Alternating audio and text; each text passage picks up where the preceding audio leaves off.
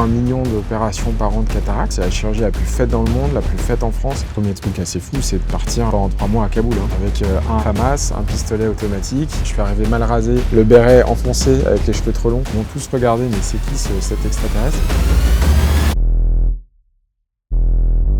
Bonjour à tous, bienvenue sur Grad Talks. C'est un podcast qui vous permet de mieux connaître nos formateurs et ceux qui nous accompagnent dans la création de nos formations.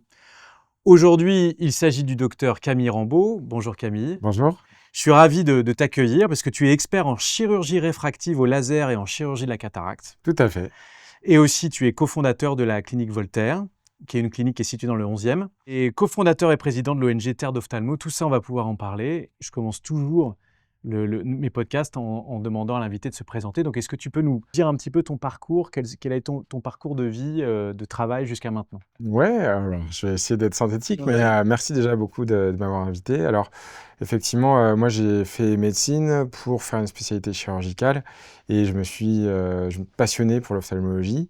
Donc, j'ai fait mon internat à Lille et je suis revenu être chef de clinique dans les hôpitaux militaires, donc à l'hôpital Percy. Il se trouve qu'à l'hôpital Percy, en fait, c'est un hôpital militaire, donc on doit savoir faire un peu tout. Ça va dans ma spécialité, du champ de la chirurgie de rétine à la chirurgie réfractive, avec un gros pôle chirurgie réfractive à Percy, puisque tu sais que pour les militaires, il y a certaines aptitudes, il faut avoir des compétences visuelles pour avoir accès à certains métiers. Donc on a beaucoup fait de chirurgie réfractive là-bas, et donc je me suis surspécialisé là-dedans, et également dans toutes les chirurgies de l'ophtalmologie. Et puis maintenant, voilà, j'ai co-créé la clinique Voltaire, donc l'Institut Voltaire. Donc là, on fait de la chirurgie au laser, des défauts de la vision. Et puis, effectivement, tu l'as dit, j'ai co-créé avec des amis une ONG d'ophtalmologie, donc qui s'appelle Terre d'Ophtalmo. Et aujourd'hui, donc j'avais encore une activité un peu hospitalière. Je continue à y aller de temps en temps à l'hôpital Percy, mais je fais principalement de cette activité de chirurgie réfractive et de cataracte.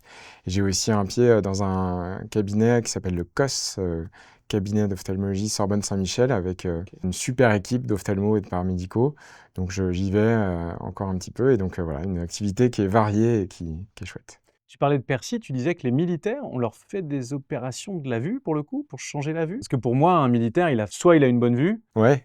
soit il est déclassé, enfin il fait autre chose. Non. En fait, tu as des métiers de l'armée, tu as évidemment plein de métiers dans l'armée, des métiers qu'on n'imagine même pas, des métiers de surspécialité. Tu as des plongeurs en grande profondeur, tu as des gens qui sautent en très haute altitude. Je ne savais même pas qu'on pouvait sauter en très haute altitude. Alors, en fait, ils vont très très haut et en fait, on les largue très haut et ils passent les frontières comme ça, en vol plané. Sans avoir besoin de passer en avion. Exactement, donc ils passent en dessous des radars. Donc tu as plein de métiers comme ça, et en fait chaque métier, tu dois avoir une aptitude visuelle, donc tu as ce qu'on appelle le classement Chigicop, et donc tu as une aptitude visuelle à avoir avec une note qui va de 1 à 6, et pour certains métiers très spécialisés, tu dois avoir Y inférieur à 3 par exemple, c'est-à-dire que tu dois avoir une bonne vue, une relativement bonne vue, et donc les gens se font opérer pour avoir accès à ces métiers. Ah, je savais pas. Pour moi, vraiment, on était déclassé si on n'avait pas une bonne vue, parce que voilà, ou alors, enfin déclassé. En tout cas, on n'est plus sur le terrain. Ouais, tout ça. Il y a des métiers où il ne faut pas avoir été opéré, où il y a des visions où tu ne peux même pas rentrer dans l'armée. Pilote, ça a changé récemment. Ah oui. Ouais, alors pilote de chasse, des engins, un Rafale, ça coûte plusieurs milliards d'euros. Ouais. Donc là, effectivement, il faut être né avec une bonne vue. Mais pilote d'aviation civile ou pilote de ravitaillement militaire, ça, pour le coup, tu peux avoir été opéré. Donc ça dépend. Après, effectivement, si tu as une très mauvaise vue, là, l'armée n'est même pas possible. Certaines maladies, certaines visions, si tu es très très myope, à moins 15, c'est difficile d'intégrer l'armée. D'accord. Voilà. Tu as créé aussi la clinique Voltaire. Tout à fait. Enfin, tu as cofondé. Ouais, on a fait ça avec le docteur Romain Nicolo, donc, qui est également, comme moi, spécialisé en chirurgie réfractive et de la cataracte. Et donc, on est tous les deux. On avait ce souhait de créer une structure un peu à taille humaine, qui a c'est qu'à Paris, les cliniques sont plutôt à l'ouest de Paris. Nous, on est plutôt centralisé sur l'est de Paris. Moi, j'habite dans l'est. Et puis, il n'y avait pas ces structures-là en libéral. Et on voulait faire quelque chose à notre image, avec un parcours patient un peu particulier. Et puis surtout, c'est quand même très chouette d'avoir sa structure. On a une liberté. Et donc, on accueille plein de chirurgiens qui viennent opérer chez nous. Et on a un plateau technique à la pointe. C'est des lasers, notamment le laser Visumax 800. On a un laser Excimer qui est extrêmement performant, qui fait tous les défauts de vision. Okay. Et on a un circuit patient, c'est un peu notre particularité, de l'entrée à la sortie. Et en fait, les patients, ils arrivent stressés. ils repartent opérés et détendus. Donc voilà, la vie est belle et la vue est belle. Après, ils rentrent chez eux et c'est C'était chouette. un peu ce défi-là que tu voulais, enfin, en faisant ta propre clinique, peut-être changer l'expérience que tu as pu avoir ailleurs, ou c'était peut-être un peu long, un peu... Et c'est aussi une manière pour moi, dans mon activité, de me dédier à la chirurgie réfractive. En fait, j'avais une activité qui était un petit peu plus large, je faisais pas mal de choses, je prenais en charge différentes pathologies de l'ophtalmologie. Et maintenant, en créant la clinique, forcément, de fait, tu vas te surspécialiser de plus en plus et faire de plus en plus cette activité de chirurgie réfractive. Aujourd'hui, c'est ça qui me passionne, donc je suis ravi de pouvoir m'y dédier de plus en plus et faire quasiment plus que ça, quoi. Ce côté un peu répétitif, tu opères pas les mêmes gens évidemment tout le temps, mais les cas doivent se ressembler. Ça paraît extrêmement bête ce que je vais dire, mais chaque cas est... Non, ça J'enfonce paraît des pas portes bête. ouvertes, Non, bien sûr. Non, mais c'est pour ça que je te pose la question, parce que je suppose non, que mais en si fait, tu chaque continues cas et que est t'es très passionné... différent. Ouais. On a l'impression, quand tu viens nous voir, si jamais tu viens nous voir opérer, tu vois que ça va vite. Le patient, en 10 minutes, il est sorti. Et en réalité, pourquoi ça va vite? Parce qu'il y a beaucoup, beaucoup de travail en amont. Il y a des années de formation, évidemment, mais il y a aussi beaucoup de travail de préparation, de formation des équipes, de préparation du patient. Et puis nous, on a tout le travail donc intellectuel quand même de programmation de la chirurgie. Le laser ne fait pas tout, hein. Il y a la moitié, un tiers qui est fait par le laser, mais quand même le reste c'est fait par l'humain. Donc il y a beaucoup de travail pour que ce soit parfait, puisque le but de ces chirurgies, c'est que ce soit tout le temps parfait en réalité. Tu as aussi un engagement de bénévolat Ouais. auprès d'une ONG, Terre d'Ophtalmo. Ouais. Et donc l'idée, c'est d'accompagner les gens qui ont du mal dans le monde à avoir accès à cette chirurgie que tu fais. Est-ce que tu peux nous en parler un petit peu? Ouais, alors en 2018, quand j'étais à l'armée, j'ai eu la chance, on peut le dire comme ça, de partir en OPEX, donc Mhm. en opération sur le terrain. J'étais en Afghanistan, à Kaboul, et je suis parti pendant 2-3 mois. Donc j'étais dans le cadre de l'armée, hein, j'étais en treillis, j'avais une arme, voilà, j'étais dans une base militaire de l'OTAN. Et donc j'étais le seul ophtalmo de cette base militaire, dans l'hôpital qui était tenu par les Français. Ça a été une expérience pour moi fondatrice, hein, qui m'a appris chirurgicalement énormément de choses. J'étais le seul, hein, je devais tout faire tout seul. Ok. Donc c'était aussi une expérience humaine, même si aujourd'hui je me suis un peu éloigné de ce milieu militaire, mais c'était une expérience humaine très riche. Et vraiment, c'était pas du tout ce que je connaissais jusque-là. Donc j'ai appris énormément de choses, ça a été assez passionnant. Et tu sais, tu as un petit syndrome quand tu reviens de ce genre d'expérience très très forte, où De tu le laisser connais les dans le gens sur place. journalisme, il y a ça aussi, hein, les gens qui font de l'enquête. Et en fait, c'est dur de revenir au monde réel. Et pendant longtemps, j'ai donc essayé de chercher un équivalent, et ça a été l'humanitaire. Donc j'ai fait des missions humanitaires avec différentes ONG. Ça a été passionnant. J'ai trouvé ce relais en fait de cette expérience initiale que j'avais vécue. Et donc en 2018, à force de faire différentes missions avec différentes ONG, avec un groupe de collègues et amis, on s'est dit on va créer notre ONG avec cette petite touche qu'on voulait apporter, qui était un système un peu moins pyramidal que ce qu'on avait pu voir dans les autres ONG, où il y a, tu vois, une direction, et après ça redescend Ouais. en Puis c'est des grosses structures, grosse structure. Et assez puis, lentes. ouais, et Mm. puis aussi faire des projets de moyen et long terme. Pas faire du court terme, à aller faire des missions d'une semaine où on opère 200 personnes, parce qu'en fait, on pourrait en parler, c'est un autre sujet, mais c'est très contre-productif de faire ça, parce Ok. qu'en fait, tu vas désimpliquer les ophtalmos locaux, désimpliquer les acteurs de la santé locaux, et en fait, tu fais de la médecine souvent gratuite, ce qui désimplique encore plus. Il faut se le marcher. Et en Ouais. fait, ça n'existe pas, la médecine gratuite, hein, Mhm. donc en fait, on voulait faire de la formation, du transfert de compétences, et évidemment apporter de l'expertise chirurgicale avec nos médecins et nos matériels, mais que ce ne soit pas uniquement des missions one-shot. Donc voilà, c'était ce projet un peu. Donc chaque endroit où on est amené aujourd'hui à bosser, bah, y a un vrai projet derrière qui est unique, qui dépend de chaque pays. Tu vois, au Togo, c'est pas pareil qu'au Sénégal, pas pareil qu'aux Comores, à Madagascar. On fait des choses très différentes en fonction des intervenants, des acteurs avec lesquels on bosse. Et donc, notre objectif, effectivement, c'est de faire du transfert de compétences et d'accompagner sur des projets de moyen et long terme. Il y avait une mission qui avait eu lieu au Maroc, Oui, avec une remorque de 33 tonnes, où à l'intérieur, il y avait des blocs opératoires. un petit bloc, quoi. Ouais, Et c'est comme fou. ça à chaque fois? À chaque fois, vous avez des systèmes comme ça? Ou là, c'était... Non, alors là, c'était très particulier. C'est l'AMMS, qui est une association marocaine. Mhm. Alors nous, on n'était pas du tout initiateurs de ce projet. C'est un truc qui est très bien en place au Maroc, initié par le professeur Belmiki, si ma mémoire est bonne, et qui est en fait un super projet qui permet d'aller dans les zones rurales au Maroc pour opérer. Et effectivement, ils mettent ces blocs. Alors c'est chouette, tu rentres dans un petit camion, Un tu as un container, bloc, quoi. ouais, Ouais. t'as un bloc à droite, un bloc à gauche, espèce de couloir. C'est hyper bien aménagé. C'est très bien fait, mais nous, on était allés là juste pour aider. On pensait, en fait, en réalité, ils n'ont pas besoin de notre présence, donc on a arrêté ce partenariat. Et donc aujourd'hui, non, on fait différemment. Ça dépend vraiment des endroits. Tu vois, au Sénégal, on apporte avec nous une petite machine qui tient dans une mallette, qui Mhm. permet d'opérer, qu'on a acheté grâce à des crowdfunding, des donations, de la mairie du Muro, des Yvelines, enfin voilà, plein de donations. C'est une machine qui vaut un peu cher et qu'on peut amener avec nous dans la... En soute. Ouais, même au-dessus de toi, dans l'avion. Ah, en cabine, oui, pardon. Ouais, Ouais. ouais, parce que ça Ok. coûte cher, donc je préfère l'avoir en Ah, cabine.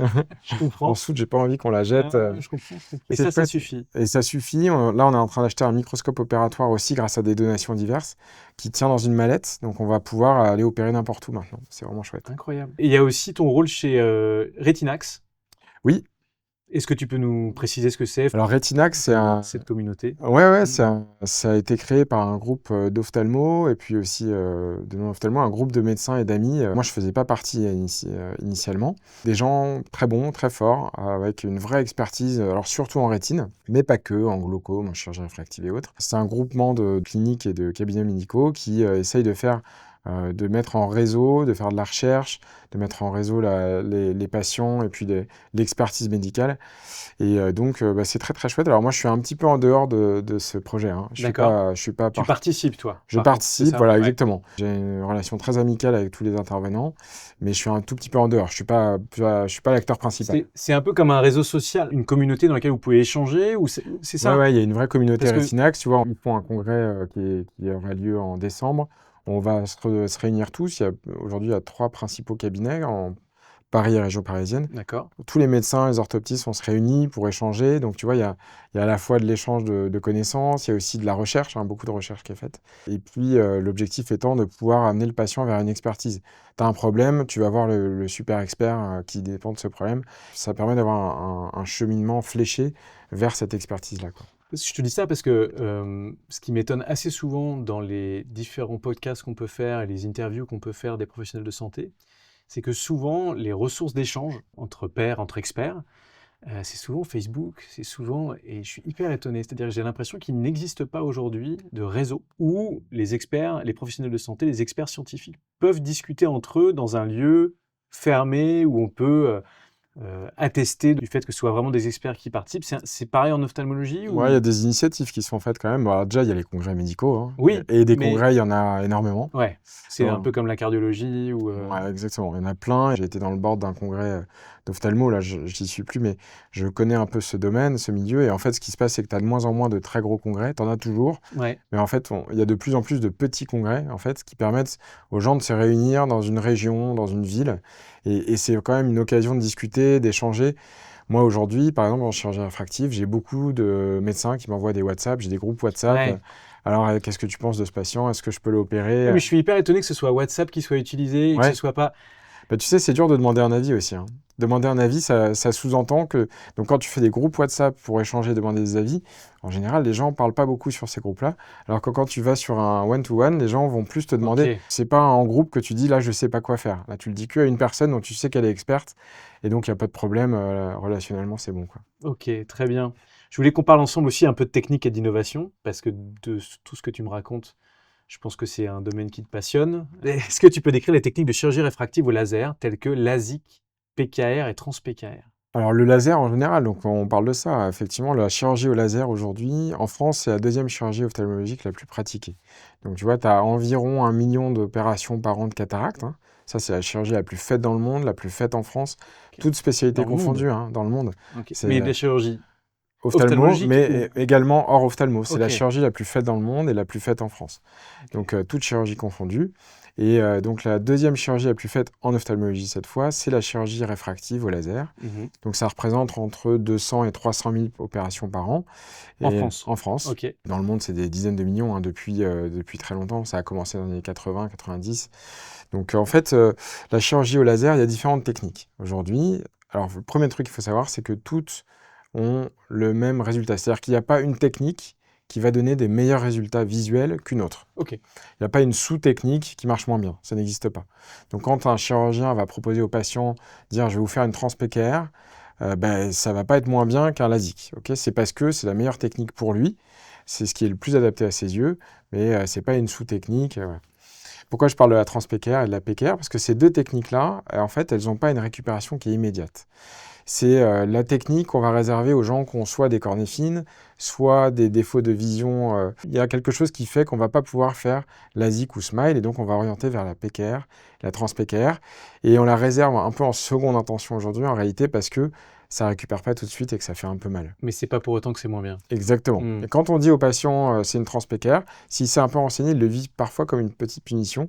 En réalité, pas du tout. Il verra super bien, il sera très content. Alors, l'ASIC, pour le coup, c'est aujourd'hui 80-90% des chirurgies qu'on fait en France. Ça récupère tout de suite, ça fait pas mal. On traite le plus grand panel de défauts de vision possible et c'est la technique phare, reine de la chirurgie réfractive cornéenne.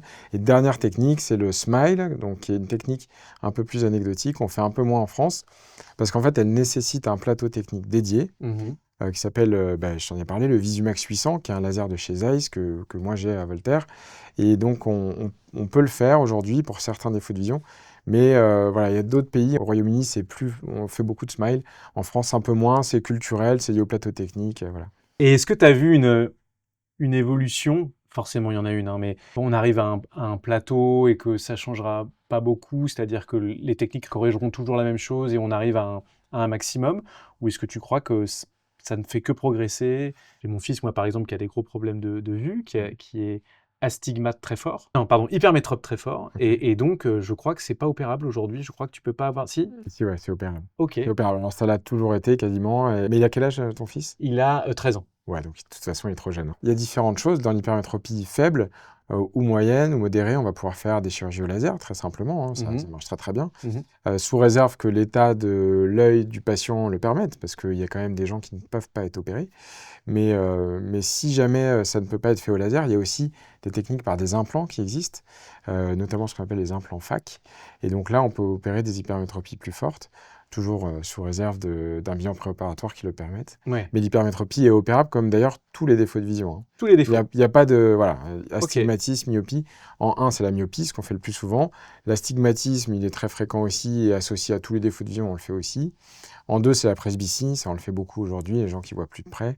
Et effectivement, en 3, l'hypermétropie, mais ça s'opère très bien. Ok. On peut aussi essayer de parler un petit peu de l'avancée de la chirurgie de la cataracte. Qu'est-ce que tu peux nous en dire sur des mises à jour récentes Alors la chirurgie en elle-même, il y a la chirurgie et il y a les implants. Ouais, voilà, toujours les implants, pareil. on va en parler beaucoup, mais la chirurgie en elle-même, donc il y a effectivement eu une avancée récente qui s'appelle la femtocataracte, le femtolaser. C'est du laser femtoseconde, le même qu'on utilise en LASIK et en SMILE. C'est du laser qui va faire certaines étapes de la chirurgie de cataracte, qui va un peu nous prémâcher le travail. Alors ça a créé de gros espoirs, de gros investissements aussi, parce que ça coûte cher. Il y a eu beaucoup de recherches pour ça, sauf qu'en fait, ça prend pas trop, en tout cas pas en France, parce que ça rajoute une étape à une chirurgie qu'on connaît bien, la chirurgie de cataracte. Hein. On en parlait en off tout à l'heure, mais quand on fait les choses bien et vite, ça dure moins de 10 minutes, ça va vite. Le simple fait de faire cette étape laser, ça prend déjà quasiment 5-10 minutes. Donc en fait, ça te prémâche le travail, mais ça rallonge la procédure. C'est encore quelque chose qui va avoir un biais, c'est-à-dire que le laser, une fois sur 1000, mais il peut avoir une panne, il peut y avoir un problème avec le laser qui ne marche pas bien. Ok. Et en fait, ça rajoute un aléa qui n'est pas forcément utile quand on maîtrise bien la chirurgie de cataracte. Et donc, ça n'a pas trop pris. Alors après, il y a peut-être des choses qui vont arriver. Il y a de la recherche qui est faite encore. Encore une fois, c'est un tel marché que c'est sûr qu'il y a beaucoup de recherche là-dessus.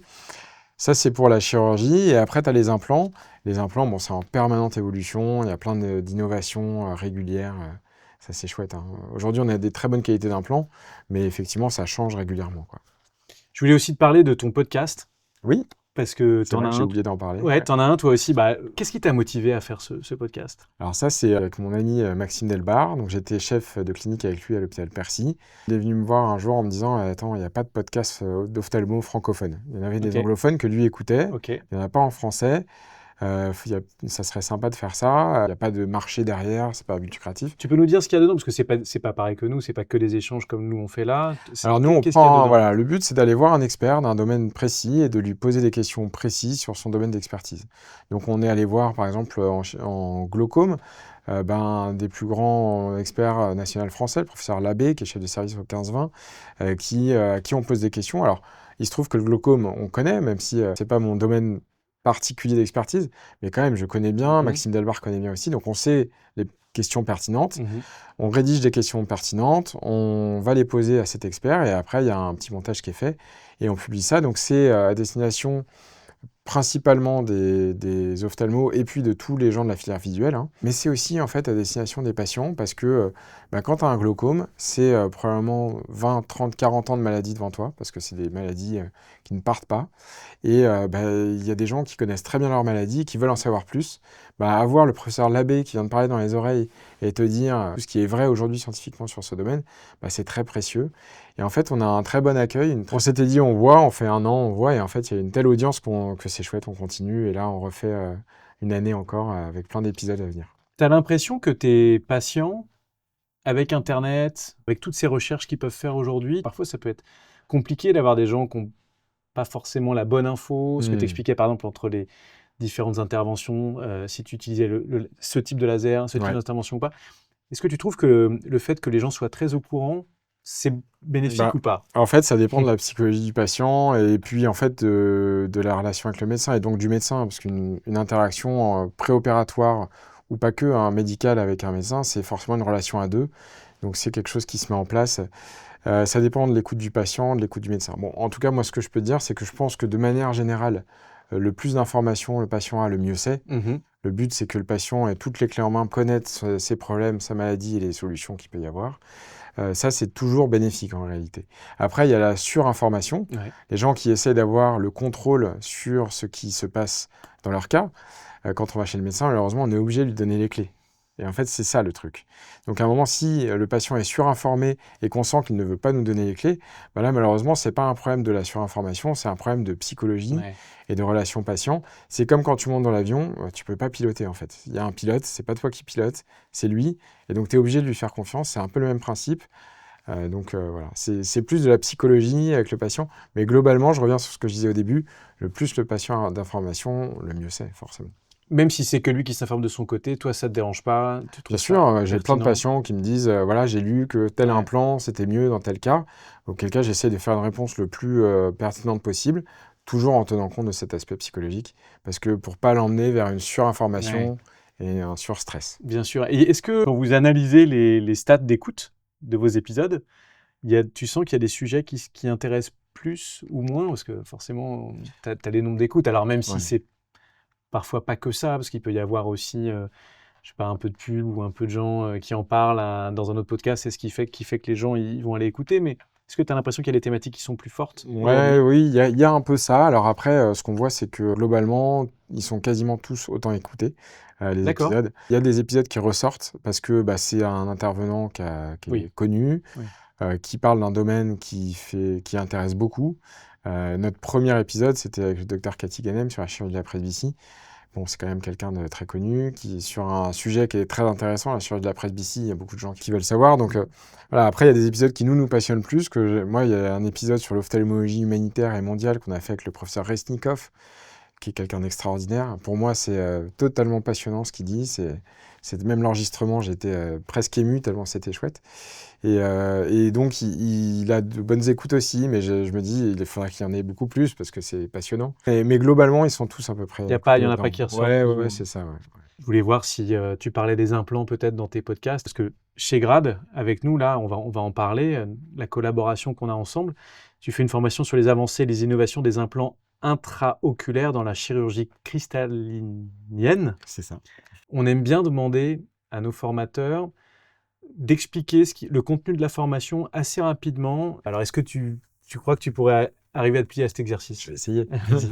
Donc, effectivement, dans la chirurgie de cataracte, dans tous les cas, on va utiliser un implant.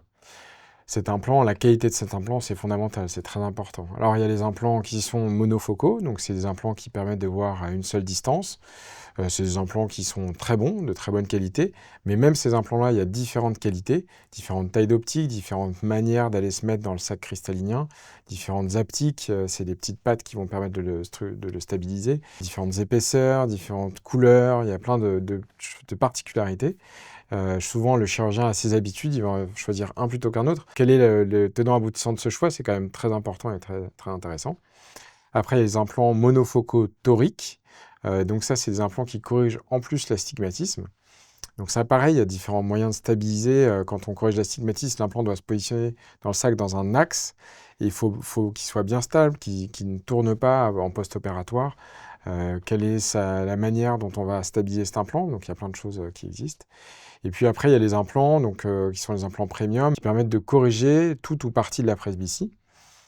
Donc ça, c'est les implants multifocaux. Il y a plein de qualités d'implants multifocaux. Il y a les implants head-off, les implants monofocaux plus. Ça, c'est des grandes innovations récentes, qui sont relativement récentes, mais très, très prometteuses. Et puis, il y a même maintenant des mix de tout ça. Il y a des implants head-off multifocaux, diffractifs, voilà. Tout ça, c'est un panel, tu imagines, d'implants.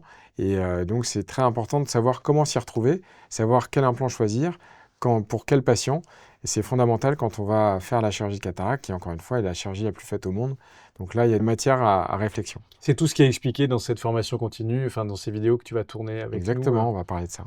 Très bien. J'aimerais bien te demander comment ça se passe la collaboration avec Grad Santé, parce que beaucoup de nos formateurs aussi, ça c'est plus à destination des formateurs, se demandent comment ça se passe, comment tu as été contacté, qu'est-ce qu'on t'a demandé de faire avant de venir intervenir chez nous. C'est par un ami, Maxime Delbar, avec qui je fais le podcast, Ok. qui lui va parler de cataracte Ouais. avec Grad Santé, mais de cataracte plutôt l'aspect chirurgical, la cataracte, sans aborder précisément les implants. Et donc, il m'a dit qu'il faisait ça. On est rentré en contact comme ça avant l'été. Et donc, là, on tourne aujourd'hui début septembre. Mhm. Et donc, voilà, c'est allé assez vite. On a échangé sur la qualité des formations. Là où j'ai été assez étonné, c'est qu'en fait, il y a une partie de la rédaction qui a été faite par des gens de Grad Santé Mhm. et que c'est de la très haute qualité. C'est super. Enfin, j'ai quasiment eu rien à redire. Donc, c'est très chouette parce que c'est très précis. C'est de la surexpertise. C'est pas des infos qui se trouvent sur Wikipédia. Donc, c'est chouette. Et puis après, voilà, on se retrouve en studio aujourd'hui. Tu fais bien de le dire parce que souvent on a le syndrome de la feuille blanche pour les formateurs, c'est-à-dire qu'on leur donne une thématique et puis ils se disent waouh, comment je vais l'aborder. Et en fait, à chaque fois on leur explique, on dit vous inquiétez pas, on va vous accompagner, on va vous donner une structure que vous allez valider avec nous. Ensuite, on va essayer de constituer un petit peu des bases de connaissances pour pouvoir avancer dessus. Donc merci, ça marche bien. J'ai l'impression que ça marche bien. On va reparler de ton expérience à l'hôpital Percy parce que bon, on se dit hôpital militaire. Il doit y avoir des anecdotes ou des moments assez fous. Peut-être pas. Donc, je te pose la question. Est-ce que sur ton expérience là-bas, il y a eu des moments un peu fous que tu pourrais partager? Oui, oui, bien sûr, il y en a eu plein. Ouais. Mais après, ça, c'est pas spécifique à l'hôpital militaire, même s'il y en a quelques-uns. Ok. Hein. Mon premier truc assez fou, c'est de partir, alors que je suis chef de clinique, Ouais. pendant 3 mois à Kaboul, hein, Ouais. avec un FAMAS, un pistolet automatique. T'as Moi, été formé pour ça ou j'ai été formé 1 semaine à côté de Lyon, c'est-à-dire que je suis arrivé mal rasé, le béret enfoncé, avec les cheveux trop longs. Ils m'ont tous regardé, mais c'est qui cet Ouais. extraterrestre? Donc j'ai dû tout apprendre sur le tas, et je l'ai fait, et voilà, je me suis évidemment plié au jeu, et puis c'est comme ça, c'est les règles, hein, il y a pas de... C'est un pays Mais en t'avais guerre. choisi de le faire? Alors j'avais choisi de le faire, c'était une condition aussi pour que j'accède à ce poste. Ah Quand on oui. m'a dit est-ce que tu veux faire ça? J'ai dit déjà je veux venir chez vous, mais en plus si vous me dites de faire ça, ouais je fonce quoi. Ouais. Je viens à Percy. Donc c'était vraiment un truc pour moi, une expérience exceptionnelle. Enfin je veux dire, c'est pas des choses. Faut dire oui à toutes ces choses-là dans la vie, il faut y aller quoi, faut foncer. Et donc ça c'était le premier truc. Et puis après, on a beaucoup d'hommes politiques. Parce que l'hôpital militaire, traditionnellement, on voit beaucoup d'hommes politiques. Donc j'ai vu des politiques. Que tu ne peux pas nommer, Non, évidemment. évidemment. Et puis après, oui, des histoires c'est des histoires de médecine. Mais ça, les histoires de médecine, il y en a dans tous les Et hôpitaux. pourquoi ils vont à Percy? Parce qu'ils savent Ils qu'ils sont problème. assurés Ouais. d'un anonymat, d'une sécurité. Il y a quelque chose qui est assuré, ouais, effectivement. D'accord. Si jamais un président a un problème, il vient à l'hôpital militaire, quoi. Ouais. Mm. Quelle est ta vision de l'avenir de l'ophtalmologie? Parce que ça n'arrête pas d'évoluer. Moi, récemment, là, un problème de presbytie, hein. Avant, on allait chez l'ophtalmo. Maintenant, en fait, on rentre dans un système où on rencontre un orthoptiste dans un premier temps, puis Mhm. après, on a un ophtalmo. Moi, je suis effaré du nombre de machines. Quelle est ta vision, toi, sur l'avenir de tout ça? C'est difficile de répondre, mais effectivement, il y a une évolution récente. Déjà, on peut en parler, c'est ce que tu dis, c'est le travail en commun avec les orthoptistes. Hmm. Donc aujourd'hui, le temps médical, il est optimisé. Voilà l'orthoptiste qui fait tous les examens. Il y a aussi effectivement le fait qu'on ait accès à des technologies qui nous permettent de faire des diagnostics beaucoup plus facilement qu'avant. Même moi, quand j'ai commencé aujourd'hui, ça a complètement et radicalement changé. Dans le diagnostic et dans la thérapeutique, hein, c'est vrai, c'est de la très très très haute ingénierie. Hein. C'est Ouais. vraiment des choses extrêmement techniques. Donc il y a beaucoup de choses qui changent humainement et techniquement, mais l'évolution, c'est difficile de dire. Moi, le truc un petit peu fantaisiste que je me dis, c'est que il y a tellement d'automatisation aujourd'hui, on fait tellement de choses. L'œil, c'est un petit ballon, il y a Si tu veux, c'est très objectif. C'est comme le cœur. Le cœur aussi, c'est un organe où il y a très peu d'inconnus finalement. Ok. On sait comment ça marche, on sait, on voit, on sait. Et ben, les yeux, c'est un peu pareil. Et en fait, moi, le truc fantaisiste que je me dis, c'est que dans 10, 100, 200 ans, un jour, il y aura des bandes dans la rue, tu mettras ton menton comme ça, bzzz, et tout sera fait. On verra, hein, je me trompe peut-être, mais il y a tellement d'automatisation et d'avancées technologiques, c'est fou. La technicité et la technologie en ophtalmologie, c'est fou. En orthodontie, c'est un peu pareil. Bientôt, on va les fameuses gouttières là. Ouais, il y a une Il Invisalign. semblerait que bientôt, on va aller, je sais pas, au supermarché, puis on se fera scanner en 3 secondes. Enfin, C'est on possible. aura une empreinte en 3 secondes et puis ils sortiront les. Ouais. C'est de la science-fiction, mais probable, hein, ça peut arriver. Quels sont les grands défis à l'avenir pour cette pratique? Ouais, je pense que la principale difficulté que moi je ressens dans ma pratique, mais c'est lié à moi, c'est plutôt en consultation qu'en chirurgie. Ce que tu expliquais, c'est-à-dire le fait Ouais, le le côté, bilan le pré-op. côté préopératoire, et puis même la consultation d'ophtalmologie. Mais en général, en fait, la médecine, c'est une spécialité humaine, donc tu as une interaction. Et en ophtalmologie, avec cette nouvelle pratique du travail aidé, en fait, tu as une optimisation du temps médical, mais tu as aussi du coup une augmentation des consultations.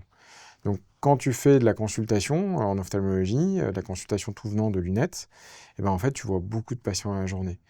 Je te dirais même pas, mais il y a des centres où ils voient peut-être 100 patients au Ouais. jour pour un médecin, ce qui est Mm, fou, hein. mm. Tu parles de ça à un dermato, il te sort la mâchoire. Ça change beaucoup et en fait, ça rend le côté humain un petit peu annexe.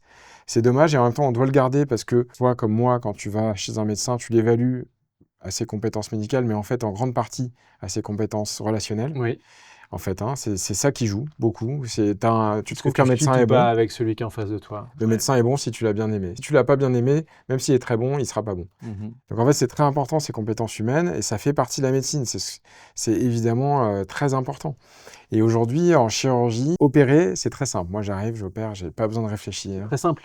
Mais oui, parce qu'en fait, tous les chirurgiens te le diront. Tu arrives, tu es en train d'opérer, tu écoutes ta musique, tu es avec des gens que tu aimes bien autour de toi, ton aide opératoire, l'infirmier, l'anesthésiste. Tout ça, c'est bonne ambiance, dans ton talent, ton expertise, tu es en train de faire ce que tu sais faire. Par contre, consulter, quand tu vois beaucoup de patients, c'est très fatigant. Donc c'est ça le challenge. Après, il y a beaucoup de médecins qui te parlent d'administratif. Bon, ça c'est aussi un challenge, la charge administrative. Est-ce que tu crois qu'un jour, un peu comme moi quand j'ai fait cette consultation donc pour la presbytie, je suis d'abord allé voir un orthoptiste, puis après un ophtalmo. Est-ce que ça pourrait être pareil en chirurgie? Non. On continuera toujours à Ouais, rencontrer le chirurgien en qui. chirurgie, ouais, Ouais. c'est On ne quand pourra même. pas dissocier les deux, c'est Non, pas non. possible. Puis en fait, encore une fois, dans la chirurgie, il faut quand même expliquer aux patients. Là, tu as un vrai rôle Ouais. d'explication. Chaque patient est différent, chaque bénéfice, risque à atteindre de l'intervention est différent. Chaque chirurgien est différent. Ouais, puis les Mhm. habitudes du patient. En chirurgie, il faut garder ce contact, c'est vraiment très important. De toute façon, tu peux pas faire ça, hein. Ouais. C'est un peu ce qui te motive le plus ou pas? Qu'est-ce qui te motive le plus dans ton quotidien? Moi, c'est la chirurgie, ouais. C'est vraiment ça qui m'intéresse, mais comme beaucoup d'ophtalmo et puis beaucoup de spécialités chirurgicales, c'est une vraie passion, quoi, d'opérer, d'être au bloc. Puis tu as les patients qui sont très contents. Post-opératoire, en chirurgie réfractive, c'est très gratifiant. Les gens Bah voient. oui, Voilà, on quand recouvre la on vue. parle à des chirurgiens qui font de la rétine, du glaucome, ou oui, ils font de la médecine lourde, c'est des chirurgies lourdes, compliquées, complexes. Et en fait, eux, ils ont un avant-après qui est dur à quantifier pour le patient parce qu'ils ne se rendent pas compte, c'est une maladie. Nous, le patient voit mal, le lendemain, il voit bien, il va au boulot, les yeux blancs. C'est génial, en fait. Mm. C'est vraiment miraculeux. C'est pas de la vraie médecine, mais c'est quand même de la vraie médecine. C'est-à-dire que C'est beaucoup plus c'est gratifiant. gratifiant, Mm. c'est chouette. On a cette récompense du patient qui est très content, quoi. T'as des projets futurs? T'en as pas mal des projets? Ouais, pour l'instant, la règle à la maison, c'est que tout nouveau projet, je dois dire non. Parce que si je continue à dire oui, je vais rentrer chez moi un jour, il n'y aura plus personne. Ouais, Mais c'est aussi l'une des questions qu'on pose souvent. Je ne suis pas professionnel de santé, mais vous êtes souvent marié ou en couple avec un ou une autre professionnelle de santé. Comment on fait? Parce que pour avoir du temps. ouais, c'est ça. Le problème, c'est que c'est des métiers, comme beaucoup de métiers, mais c'est des métiers souvent qui sont très passionnants. Quand on se met à entreprendre en plus, à créer des activités, des choses, on est pris dans ce truc, on a envie que ça marche, et c'est vraiment passionnant. On a vite fait de cumuler les projets, et ça, plus l'activité médicale, chirurgicale, et en fait, à la fin, c'est dur. En plus, on a une culture en médecine où on travaille beaucoup pendant l'internat, et donc c'est dur de se séparer de ça. D'un moment, il faut quand même faire attention parce qu'on crée aussi sa vie perso et il faut trouver la juste balance entre une vie personnelle, des enfants, un couple et une vie professionnelle. Il faut savoir mener les deux. Il y a quand même beaucoup de chirurgiens qui se réveillent à 40-50 ans en disant putain, j'ai pas vu mes gosses. Ça, faut faire un peu attention. Mais bon, ça va quand même dans le sens de l'évolution aussi des mentalités. Aujourd'hui, en médecine, on fait quand même un peu plus attention, j'ai l'impression. Moi aussi, j'ai l'impression. Et tu dirais que tu travailles combien de temps par semaine? Moi, alors, c'est le problème, c'est que je travaille tout le temps. C'est-à-dire que la charge mentale du travail est permanente. Mais comme beaucoup, alors c'est parce que je fais mal, hein. C'est pas parce que j'ai réellement du travail tout le temps. En réalité, si j'optimisais mieux et si je compartimentais mieux, je pense que je pourrais me décharger un petit peu. Donc j'essaye de faire ça pour optimiser justement cette charge mentale et la diminuer. Il y a des gens qui travaillent autant que moi et qui considèrent avoir beaucoup de temps libre. Chacun le vit différemment. Bon, c'est vrai que je travaille beaucoup, quand même, objectivement, mais je pense pouvoir améliorer un petit peu et optimiser les choses. Merci beaucoup, c'était hyper intéressant.